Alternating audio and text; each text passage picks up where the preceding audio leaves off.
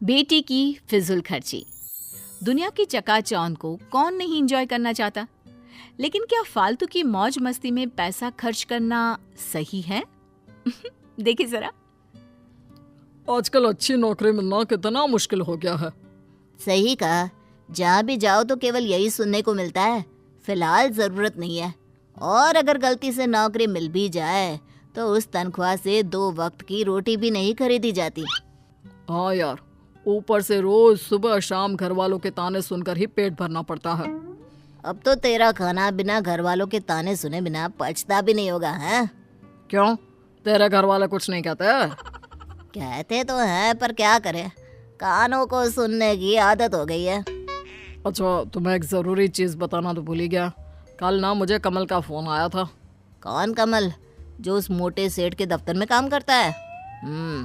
उसने बताया कि उसकी फैक्ट्री में कुछ काम है, उसे आदमियों की ज़रूरत है और तनख्वाह भी अच्छी है, तो चलते हैं क्या? अरे वाह, पूरे दिन भर में अब कोई अच्छी खबर जाकर मिली है। अगर मैं अपने घर वालों को बताऊंगा तो वो लोग खुशी से झूम उठेंगे। तो फिर देर किस बात की, चलो सुनाते हैं घर वालों को ये खुशखबरी। थोड़े दिन बाद दोनों फैक्ट्री में जाकर काम करने लगते हैं और उनको वो काम अच्छा लगता है। शहर की बात ही अलग है। ये चमचमाती हुई सड़कें, गाड़ियों का शोर, आंखें खोल देने वाले नज़ारे। शहर की इसी चकाचौंध में लोग अक्सर फंस जाते हैं मेरे दोस्त, तुम ये मत करना। क्यों, शहरों में क्या खराबी है? हमारी सारी ज़रूरतों का सामान यहीं मौजूद है और मैं तो खूब पैसे कमाऊंगा और यहीं एक अच्छा सा घर देखकर अपने परिवार के साथ बस भी जाऊंगा।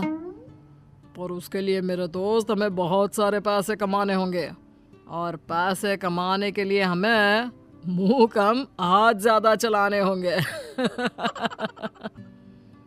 ऐसे ही काम करते करते 2-3 महीने बीत जाते हैं। काम करते करते पता ही नहीं चला कब 3 महीने बीत गए। अब तो घर वालों की बहुत याद आती है।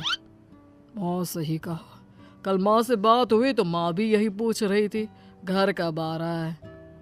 क्यों ना हम 4-5 दिन की छुट्टी लेकर गांव हुआ है।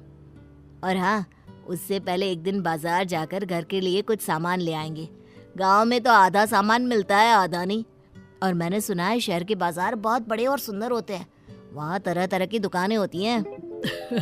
ठीक है, कल छुट्टी की अर्जी देने के बाद बाजार चलेंगे। अगले दिन बाजार में, अरे वो देखो, कितनी सारी दुकानें हैं, कितना सामान, कितनी बड़ी बड़ी दुकानें। अरे देखो तो कितना सुंदर लग रहा है। अच्छा, पहले वो सामान ले ले जो लेने आए हैं। हाँ हाँ, क्यों नहीं। फिर उस दुकान से शुरुआत करें क्या?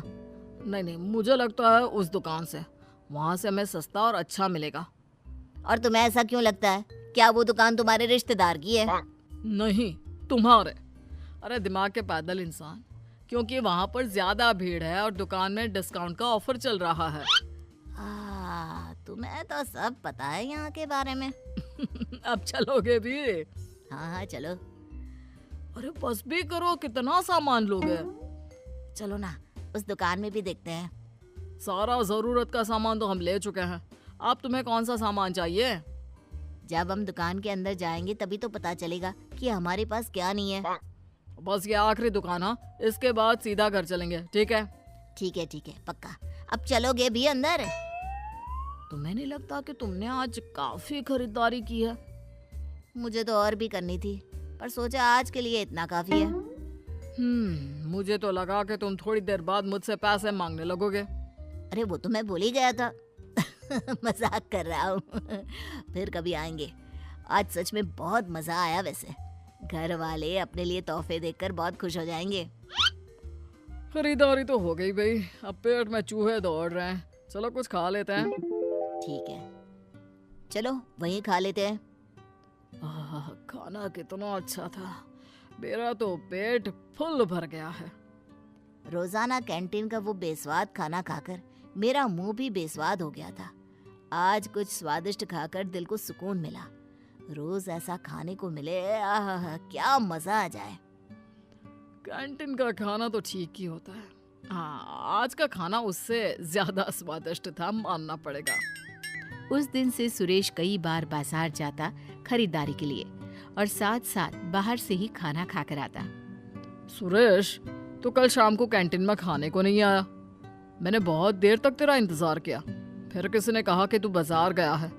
अभी कुछ दिन पहले ही तो तू बाजार गया था, कल फिर से क्यों गया? अरे कुछ दिन पहले जब मैं बाजार गया था ना, तो वहाँ एक बहुत बढ़िया जूते देखे थे, पर मैं ले नहीं पाया।